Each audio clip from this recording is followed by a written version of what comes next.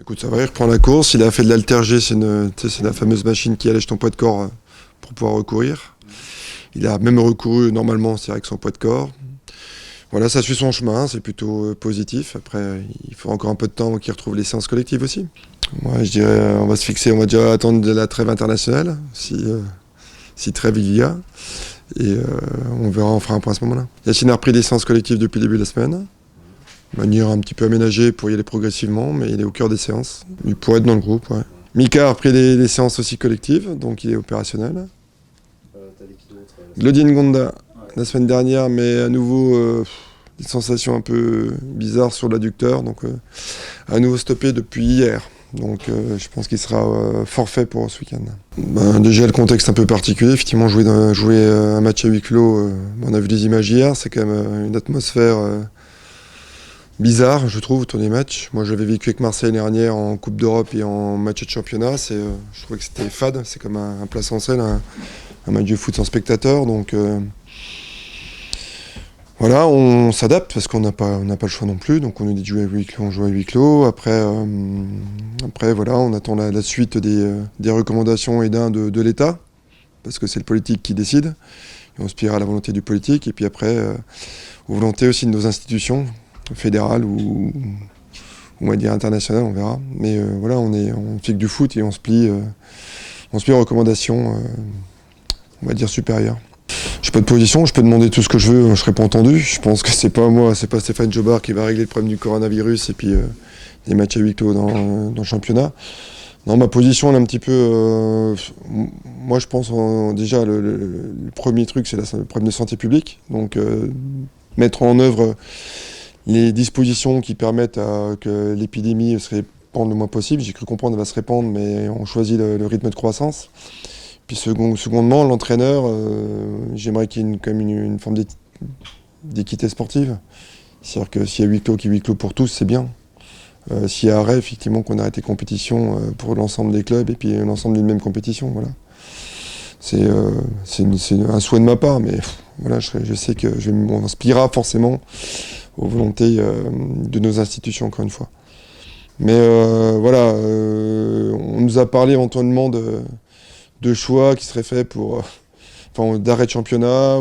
Alors là, je serais curieux de voir un petit peu comment on va décider des places européennes, comment elles seront attribuées, des relégations, comment elles seront.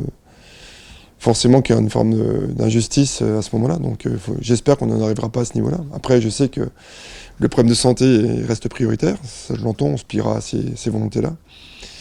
Nous, le monde sportif, on ne pourra que se plier aux diligences du monde politique. Après, alors moi, le citoyen, par contre, je me suis toujours surpris qu'on prenne finalement des sanctions un peu drastiques pour le monde du sport. Ça, je l'entends. Mais après, dans la vie de tous les jours, moi, je prends toujours les transports en commun. Je vais faire mes courses avec des gens qui sont à côté de moi.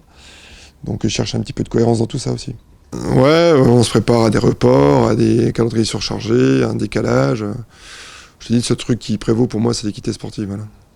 Ce serait dommage de se remettre à une pièce lancée ou moi je pense que nos instances ne se dirigeront pas vers ce genre de solution. Mais voilà, nous je pense qu'on va être dans l'adaptation permanente, de semaine en semaine en fonction de l'évolution de l'épidémie. Donc il va falloir qu'on soit très malléable et puis très réactif pour aider. Le plus dur, c'est ce que je leur ai dit tout à l'heure dans le vestiaire. On a beau entendre des risques d'interruption de championnat ou de match, il faut se préparer à jouer ça à Strasbourg samedi, quoi, dans ces conditions-là. Ça me fait penser aux conditions atmosphériques un peu compliquées, lorsqu'on se dit est-ce qu'on va jouer, on va pas jouer, puis finalement on joue dans des conditions un petit peu particulières. Il faut se préparer. Pour l'instant, on joue à huis clos à Strasbourg et on se prépare à jouer à huis clos à Strasbourg, point barre. Non, le seul truc qui va être particulier, c'est le contexte, quoi. On l'a bien vu hier soir à la télé. Enfin voilà, ne pas entendre le public réagir aux différentes actions de jeu, c'est un peu particulier. Donc j'ai vu que Rudy Garcia préconisait de jouer dans les stades à vide. Nous on le faisait déjà un petit peu avant. C'est une manière de se préparer, mais malgré tout, lorsqu'il y a la compétition, c'est différent. Enfin, on sait qu'il y a les points qui comptent au bout du jeu, quoi. Donc on va faire du mieux possible, mais sans être sûr de trouver la bonne formule, quoi. Ouais, il y a plusieurs questions dans ta question, mais l'idée, effectivement, cette victoire contre un adversaire direct nous fait du bien.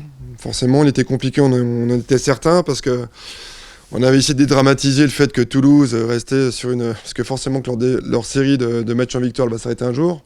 Donc chacun espère que ce ne soit pas contre son équipe. Moi, j'ai senti contre la mienne, lorsqu'on a mené au score 2-1, je pense que mon équipe a déjoué. Et j'ai ressenti revenir un petit peu les spectres des égalisations précédentes contre Metz et Nantes. Donc ça a joué, mais j'ai senti aussi un grand soulagement à la fin d'avoir pris ces 3 points. Donc je te rejoins. Après, je pense que notre marge de manœuvre est toujours limitée. On a des points, on a matelas d'avance sur le dernier et l'avant-dernier. Je pense que on l'avait annoncé comme ça. Je pense qu'à travers notre résultat, on condamnait un peu Toulouse aussi quelque part pour échanger avec nos anciens Dijonais. Ils avaient presque pris comme objectif ce match-là pour espérer éventuellement encore espérer un maintien. Espoir déchu, tant mieux pour nous. Donc voilà, cette victoire nous fait du bien. On a un matelas d'avance sur les 2 derniers, mais notre marge de manœuvre est encore réduite. Il reste 10 matchs. C'est pas anodin, 10 matchs et un quart du championnat. Il y a encore des points distribués, mais cette victoire vient un point nommé pour lancer la dernière ligne droite pour moi. Je me regarde déjà moi, 30 points, déjà je sais qu'il en faut 40, donc 10 ça fait une moyenne d'1 point par match, donc voilà. Après, j'ai regardé aussi un petit peu ce qu'on avait produit dans les années précédentes. La première année en Ligue 1, on avait 28 points et c'était Caen qui était à 32 points devant nous, 4 points devant nous, comme les Brest et ceux qui avaient fini derrière nous, donc voilà. Ça va être compliqué, là. Je trouve que la particularité de la dernière ligne droite, c'est l'impact des résultats sur les équipes. Les victoires valent beaucoup plus cher. Comme tu l'as souligné, tu gagnes, tu gonfles un peu plus sa poitrine, et par contre, tu as un résultat négatif avec des résultats qui vont pas dans ton sens, tu peux prendre un petit coup de bambou là. Donc, à chaque journée, donc, ces histoires, et finalement, il faudra être costaud pour aller jusqu'au bout. Mais pour te dire que moi, je pense qu'il y a 7 équipes de concernées. Effectivement, je mets Brest et Metz qui sont devant. Encore, après 37 points, ça me paraît un peu plus loin, mais bon. Ça, on ne sait jamais, mais enfin, on est 7 équipes, je ne me trompe pas, encore très concernées par, allez, pour moi, encore 2 places. L'avant-dernière est la place de barragiste. Ouais, c'est l'éternel débat pour les techniciens. On ne sait jamais si le fait de ne pas jouer impacte ton équipe positivement ou négativement. Après, c'est qu'ils vont faire preuve de fraîcheur, mais effectivement, on se pose le problème du rythme de la compétition, même si les entraînements ne remplacent jamais ce rythme-là, donc on aura la réponse samedi. Mais voilà, je m'attends quand même à une opposition forte, parce que jouer à la Méno, même dans ce contexte-là, ça reste compliqué. Moi, je trouve que les équipes de Lorraine sont toujours difficiles à manier et compliquées à contourner et à mettre à mal. Donc voilà, on s'attend à jouer un gros match à la Méno samedi. Mais écoute, déjà, on s'est posé la vidéo, c'est difficile de les manœuvrer, de créer des occasions contre cette équipe-là. C'est une équipe qui est très athlétique, et c'est une équipe aussi qui se projette très très vite vers l'avant, avec un nombre de centres aussi incalculable, et puis beaucoup de présence devant les buts, avec un New York qui prend de la place dans la surface. Ils ont aussi des profils de vitesse sur les côtés, avec Waris, Zoe, et moi je suis fan de Thomasson, qui est pour moi la plus-value de cette équipe par rapport à l'année dernière, qui est vraiment le joueur qui apporte du lien dans cette équipe-là. Donc voilà, ils sont capables de tout faire. Donc par contre, c'est compliqué de les manœuvrer pour marquer, ça j'ai retenu ça aussi. Oui, marquer des buts, peu m'importe la manière, mais à travers ta stat, moi j'aimerais qu'on marque un peu plus sur coup de pied arrêté, parce que je pense que athlétiquement on a moyen de faire mieux. D'ailleurs on a marqué deuxième but, pas de manière directe comme ça, contre Toulouse. Mais l'idée de produire du jeu, oui, mais j'aimerais qu'on marque plus à l'extérieur. C'est toujours l'éternel débat concernant mon équipe. Voilà, des fois je me trouve un peu timoré. Au PSG, ça avait été le cas. À Bordeaux, c'était mieux. Donc voilà, j'aimerais qu'on affiche un petit peu le visage qu'on a montré à Bordeaux contre Strasbourg. Mais ça montre quand même que vous développez du jeu, quoi. Je veux dire Ouais, alors on marque beaucoup sur attaque placée, enfin attaque placée même attaque rapide. C'est-à-dire c'est souvent des attaques avec peu de passes, mais ça c'est intéressant. C'est-à-dire que voilà, on arrive à déstabiliser. J'ai les arguments offensifs devant pour faire mal avec différents profils. Donc ça je le sais, et ça c'est une force de notre équipe. Et ce qui me fait dire que voilà, on a tous les arguments pour se maintenir en Ligue 1.